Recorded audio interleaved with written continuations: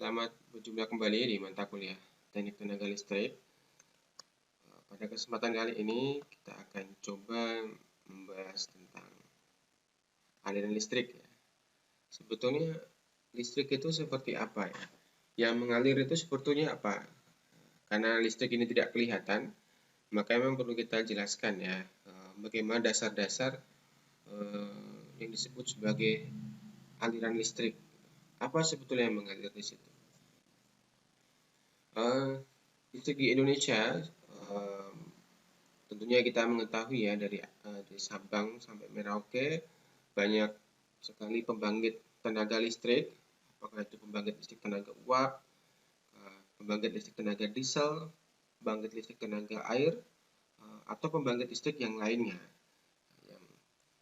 Jika kita total semuanya, jadi ini referensi dari Kementerian SDM, websitenya, Anda juga bisa cek dan download beberapa dokumen di situ bahwa hingga akhir Juni 2020 kapasitas pembangkit di Indonesia sebesar 71 gigawatt ya.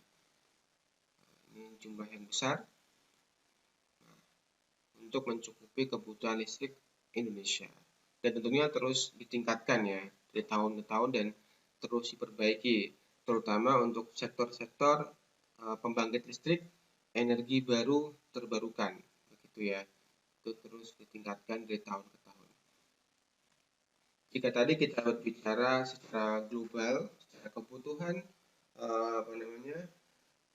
ketersediaan listrik di Indonesia, nah kita akan belajar yang dari sisi mikronya, kecil ya, jadi kita beralih ke hal yang kecil, yaitu bagaimana listrik itu bermula. Kita mulai dari sebuah teori tentang elektron. Sebuah benda, jika kita lihat dari sisi yang lebih kecil, terdiri dari molekul-molekul. Molekul ini terdiri dari sebuah atom ya, atom. Paling kecil ini ada sebuah atom, dan di atom itu ada lebih kecil lagi. Dia mempunyai susunan seperti ini. Dia ada inti atom yang berisi ini muatan plus dan netral ya, ada proton dan neutron. Kemudian yang luar ini berisi elektron atau muatan negatif.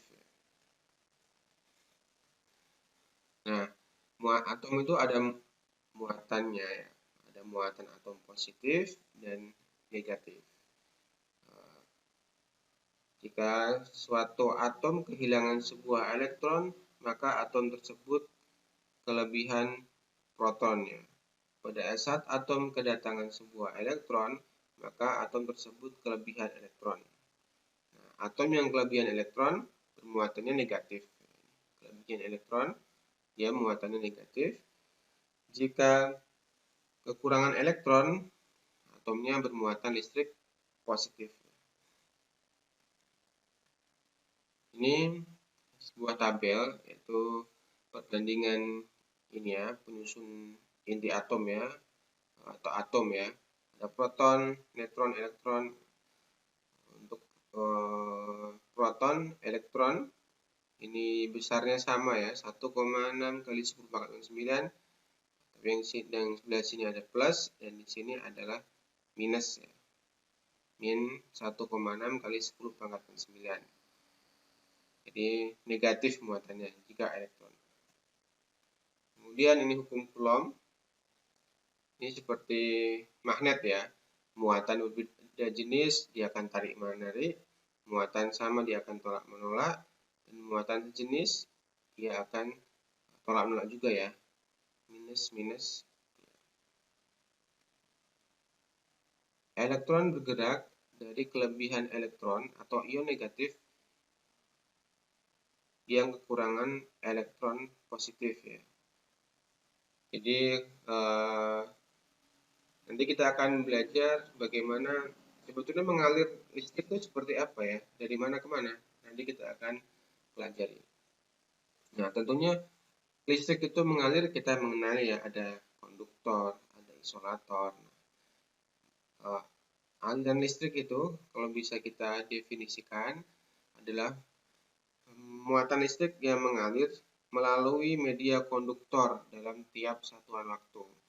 Jadi kalau kita sebut aliran listrik berarti yang mengalir tuh muatannya ya, muatan listrik yang mengalir melalui media konduktor dalam tiap satuan waktu. Jadi muatan listrik itu dibawa oleh elektron dan proton. Jadi di sini tadi ya. Jadi yang ada muatannya itu kan proton sama elektron. Kalau neutron itu kosong ya, tidak ada muatannya. Tapi proton sebagian besar hanya bergerak di dalam inti atom. Nah, di sini proton ya nih, berkisar di sini pergerakannya. Sedangkan elektron dia bertugas untuk membawa muatan dari satu tempat ke tempat lainnya. Itu elektron ya. Jadi untuk membawa muatan dari tempat satu ke tempat lainnya ini ditangani oleh elektron ya. Kemudian jika memang masih karena tidak terlihat ya, kita akan berikan analogi seperti air. Ini ibarat kata sebuah pipa, ini ada air. Agar air ini mengalir syaratnya, kalau air kan mengalir dari tempat tinggi ke tempat yang rendah ya. Jika kita berbicara kaitannya dengan tekanan, jadi tekanan yang tinggi ke tekanan yang lebih rendah. Ini kalau air. Bisa mengalir secara alami atau kita pompa. Kita berikan pompa di sebelah sini, maka air akan mengalir ke sebelah kanan. Ya. Penyebab dia mengalir karena ada beda tekanan. Kemudian yang dialirkan itu adalah zat cair. Kemudian kalau listrik itu gaya dorongnya, jika air tadi kan pompa. Kalau listrik itu yang mendorong itu tegangan atau voltage. Nah, tegangan ini karena adanya perbedaan potensial atau gaya gerak listrik, IGL, yaitu perbedaan jumlah elektron. Bagian yang memiliki kelebihan elektron akan bermuatan negatif, sedangkan bagian yang kurang elektron akan bermuatan positif. Muatan negatif akan bergerak ke bagian bermuatan positif. Nah, gerakan elektron inilah yang dimaksud sebagai aliran arus listrik. Jadi elektron itu bergerak dari muatan negatif ke muatan positif. Muatan negatif itu kondisi yang ini ya, jumlah elektronnya lebih banyak menuju ke jumlah elektronnya yang lebih sedikit ya. Atau kita sebut kekurangan elektron. Seperti itu ya. Kalau air dari tekanan tinggi ke tekanan rendah, kemudian jika arus listrik dalam sebuah konduktor, benda yang bisa menghantarkan listrik dengan baik, itu dari muatan negatif atau daerah yang kelebihan elektron menuju ke daerah yang bermuatan positif atau yang kelebihan kekurangan elektron. Seperti itu. Ya. Kita next. Nah, tenaga yang dapat menggerakkan elektron, kalau tadi ke air kan digerakkan oleh pompa. Kalau elektron ini yang menggerakkan disebut daya elektromotoris. Nah, alat penghasil GGL ini adalah sumber listrik ya. Ya, jadi untuk menghasilkan tegangan itu kita butuh sebuah sumber listrik. Kita kenal ada aki, ada dinamo, ada generator, dan lain sebagainya. Ini aki ya. Kemudian ini adalah contoh sebuah engine generator ya. Ini terdiri dari dua part besar.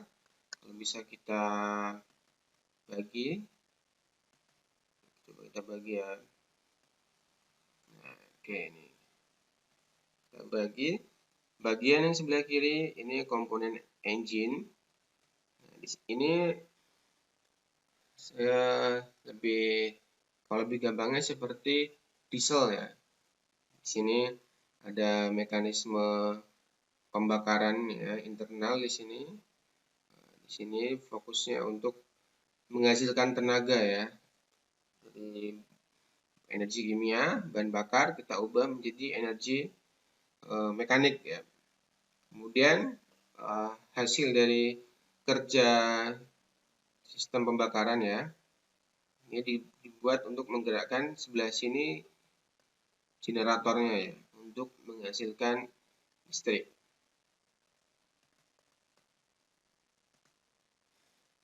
Kemudian arah arus seperti apa? Jadi arah arus ini elektron, tadi kan sudah kita bahas, elektron bergerak dari muatan negatif ke muatan positif.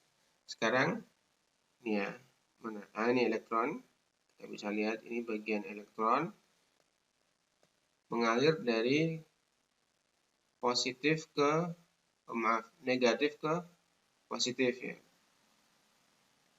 Kesepakatannya, ini kesepakatan umum ya, bahwa arus listrik itu mengalir kebalikan dari aliran elektron.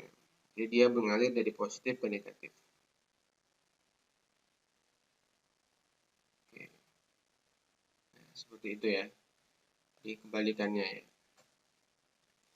Nah, tadi kan kita sudah belajar yang mengalir adalah elektron.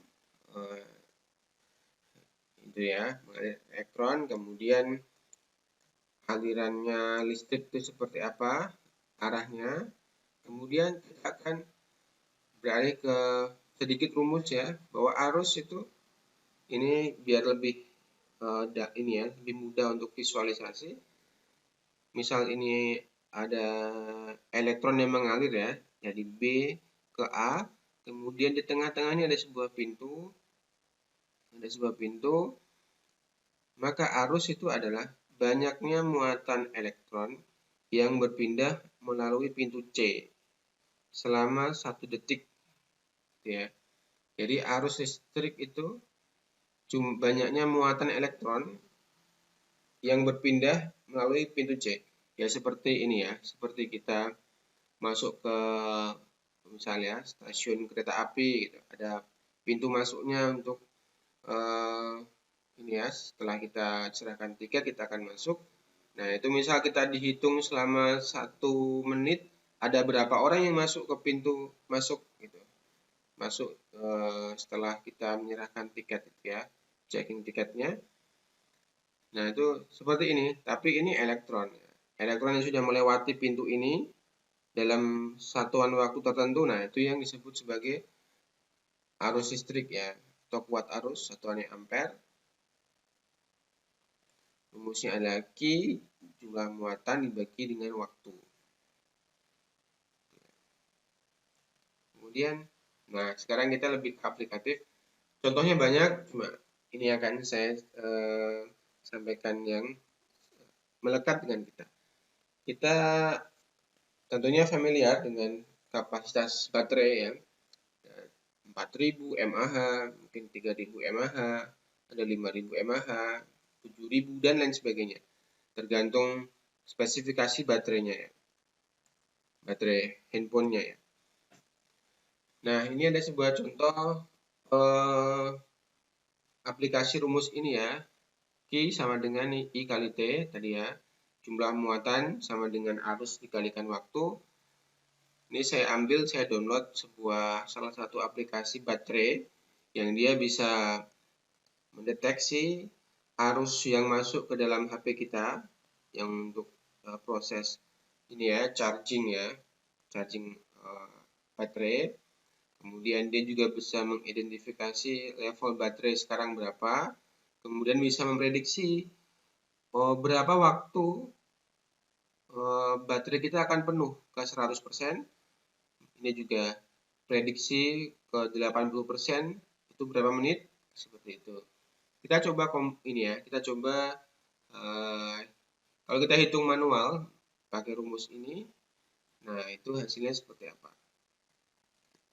ini juga ada desain capacity. Ini kita yang input di ini aplikasinya, spesifikasi HP kita berapa kapasitas baterainya. Biasanya di apa namanya, di menu-menu di HP ada ya, di profile HP-nya ya, spesifikasinya. Nah, nanti aplikasinya dia akan menghitung kapasitas yang diestimasi oleh si aplikasi tersebut. Kita akan lanjut. Jadi saya ingin tahu sebetulnya ini 4100 ini sebetulnya adalah key ya, jumlah muatannya. I kali T, I kan arus ya, ampere ya, di sini miliampere, T-nya bisa detik, kalau di sini dalam jam ya. Kita coba dari data ini saya akan ambil cuma 3. Ini adalah arus yang dipakai untuk melakukan charging baterai 952 mA. Kemudian baterai saya kan tadi 69%. Untuk mencapai 100% itu butuh waktu 49 menit. Ya. Kemudian estimasi baterai saya jika full itu Q-nya jumlah muatannya sebesar 3700 sekian. Nah, kita coba hitung-hitung ya, hitung-hitung manual. Anda juga bisa coba, Anda download aplikasinya, Anda coba-coba hitung ya. Nah, ini saya download baru ini langsung download pertama, belum dipakai lama langsung saya pakai. Mungkin kalau dipakai sudah lama mungkin lebih mendekati hasilnya, mungkin ya. Tapi silakan dicoba ya. Ini kapasitas total saya 3739 ini. Kemudian baterai saya tadi kan 69%. Maka saya kalikan saja 0,69 dikalikan kapasitas total. Jadi HP saya itu sebelum saya cas itu kapasitas yang sudah terisi, jadi atau kita sebut jumlah muatan yang sudah ada di baterai saya sudah masuk 2580, sekian mAh. Sehingga tujuan saya ngecas HP itu adalah untuk mengisi sebesar 1159,307 mAh. Jadi saya ngecas itu supaya full harus ngisi segini ya. Q-nya sebesar ini. Didapat dari kapasitas total dikurangi 69%. Jadi tujuan saya ngecas, saya ini ya, pasang charger di HP, kita konekkan ke sumber listrik. Nah, kita harus mengisi sebesar ini. Kita coba pakai rumus. Jadi arusnya 952, T-nya 49 menit waktu. Kita jadikan jam karena kita butuhnya mAh, miliampere hour ya, 0,817 jam. Kita pakai rumus Q. Jadi kalau kita pakai data yang tersedia oleh aplikasi, Q itu sama dengan I kali T. I-nya 952, T-nya 0,817. Berarti sama dengan 777,784 mAh. Nah, kalau pakai hitung-hitungan sederhana, hasilnya 777, padahal kita butuh sebesar 1159. Ini ada penyimpangan ya, agak jauh, tapi mungkin karena ini saya baru install mungkin ya. Itu silakan dicoba, nanti kita diskusikan apakah hitungannya seperti saya atau Anda bisa mendekati, harusnya mendekati sama ya, perhitungan yang bawah ini dengan yang atas ini. Jadi harusnya yang di bawah ini ya mungkin mendekati ini ya. Oke ya, silakan ini coba ya, coba sendiri. Kemudian ini hukum Ohm yang sangat umum sekali kita ketahui, V sama dengan I kali R, V arus listrik, R hambatan listrik, dan V tegangan listrik ya. Kemudian juga ada daya dan usaha listrik. Rumus seperti ini, W usaha listrik, V kali Q, V tegangan listrik, Q banyaknya muatan. Kemudian ini juga bisa diubah bentuk-bentuknya. Q tadi kan I kali T. Dan kita bisa ubah bentuk ke yang lain juga ya. Sesuai dengan rumus ini dan rumus tadi ya, Q sama dengan I kali T yang sudah kita pelajari untuk perhitungan baterai tadi. Kemudian daya listrik ini erat ini ya, yang sering kita jumpai berapa watt sebuah lampu, kemudian berapa watt sebuah setrika listrik, kemudian kompor listrik, kulkas dan lain sebagainya ya. Daya listrik bisa kita hitung, usaha listrik dibagi waktu atau tegangan dikalikan arus dan lain sebagainya. Ini adalah basic ya tentang sebuah arus listrik. Jadi setelah ini kita sudah mengetahui bahwa yang di kabel-kabel itu yang mengalir apa. Kemudian kita bisa lebih tahu untuk cara menghitung hal-hal yang dekat dengan kehidupan kita. Contohnya tadi ya, tentang kapasitas baterai gitu. Kita bisa mengetahuinya. Itu untuk materi hari ini. Kita fokus ke aliran listrik. Minimal Anda paham tentang bagaimana listrik ini mengalir, apa yang mengalir, dan kemana alirannya, sudah tahu. Semoga bisa bermanfaat. Terus belajar dan eksplor berbagai referensi agar bisa meningkatkan pengetahuan kita ya tentang dasar-dasar kelistrikan ini. Terima kasih. Sampai jumpa di materi berikutnya.